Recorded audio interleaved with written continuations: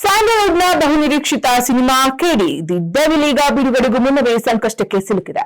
ಚಿತ್ರದ ಸರ್ಸೆ ನಿನ್ನ ಸೆರೆಗ ಸರ್ಸೆ ಎಂಬ ಹಾಡು ಈಗ ದೊಡ್ಡ ಮಟ್ಟದ ವಿವಾದಕ್ಕೆ ಕಾರಣವಾಗಿದ್ದು ದೇಶದಾದ್ಯಂತ ಆಕ್ರೋಶ ವ್ಯಕ್ತವಾಗುತ್ತಿದೆ.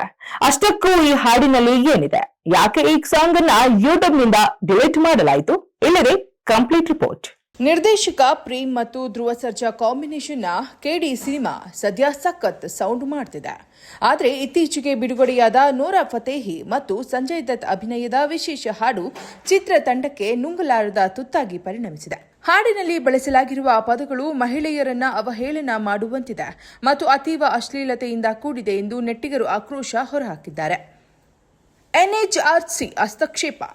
ಈ ಹಾಡಿನ ಸಾಹಿತ್ಯ ಮತ್ತು ದೃಶ್ಯಗಳ ವಿರುದ್ಧ ದೂರು ದಾಖಲಾಗುತ್ತಿದ್ದಂತೆ ರಾಷ್ಟ್ರೀಯ ಮಾನವ ಹಕ್ಕುಗಳ ಆಯೋಗ ಚಿತ್ರತಂಡಕ್ಕೆ ನೋಟಿಸ್ ಜಾರಿ ಮಾಡಿದೆ.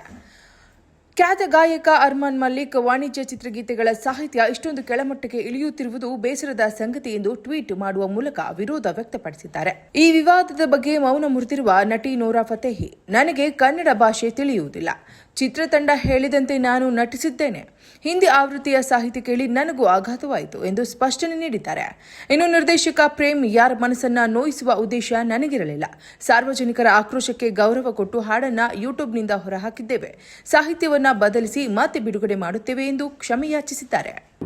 ಕೆಲವ್ರಿಗದು ಹರ್ಟ್ ಆಗಿರ್ಬೋದು, ಕೆಲವ್ರಿಗದು ನನ್ನಿಂದ ಪ್ರೇಮ್ ಈ ಥರನ, ಪ್ರೇಮ್ ಹಿಂಗೂ ಬರೀತಾನ ಅಂತ ಕೆಲವರೆಲ್ಲ ಕೇಳಿದ್ರು.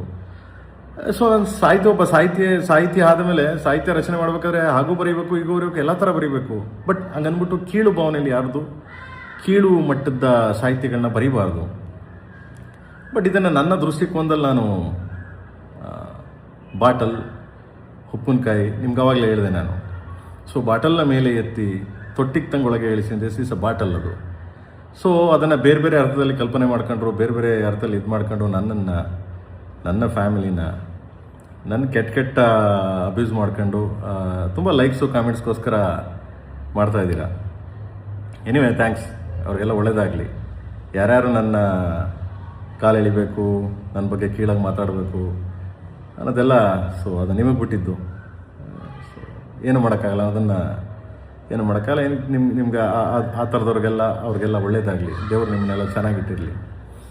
ನಾನು ಯಾರಿಗೂ ಈ ಸಾಂಗ್ ಬರೆದಿದ್ದು ಯಾರಿಗೂ ನೋಯಿಸ್ಬೇಕು, ಯಾರಿಗೂ ಹರ್ಟ್ ಮಾಡಬೇಕು, ಯಾರಿಗೂ ತೊಂದರೆ ಕೊಡಬೇಕು ಅಂತೇನು ನನಗೆ ಅವಶ್ಯಕತೆ ಇಲ್ಲ. ಹಂಗೇನಾದರೂ ನಿಮ್ಗಳಿಗೆ ಹರ್ಟ್ ಆಗಿದ್ರೆ, ಹಂಗೇನಾದರೂ ನಿಮ್ಗಳಿಗೆ ನನ್ನಿಂದ ನೋವಾಗಿದ್ರೆ ಸೊ ಕ್ಷಮೆ ಇರಲಿ, ಕ್ಷಮಿಸಿ ಅಂತ ಕೇಳ್ತೀನಿ ಎಲ್ಲರಿಗೂ. ಸದ್ಯಕ್ಕಂತೂ ಕೇಡಿ ಚಿತ್ರದ ಈ ವಿವಾದ ಸ್ಯಾಂಡಲ್ವುಡ್ನಲ್ಲಿ ಬಿಸಿ ಬಿಸಿ ಚರ್ಚೆಗೆ ಕಾರಣವಾಗಿದೆ. ಸಿನಿಮಾ ಅಂದಮೇಲೆ ಮನೋರಂಜನೆ ಇರಬೇಕು ನಿಜ, ಆದರೆ ಅದು ಸಭ್ಯತೆಯ ಗೆರೆ ದಾಟಬಾರದು ಎನ್ನುವುದು ಪ್ರೇಕ್ಷಕರ ವಾದ. ಇದು ಈ ಹೊತ್ತಿನ ಸಿನಿ ಸುದ್ದಿ. ನಿರಂತರ ಸುದ್ದಿಗಾಗಿ ನೋಡ್ತಾ ಇರಿ ಫಸ್ಟ್ ವೇವ್ ನ್ಯೂಸ್.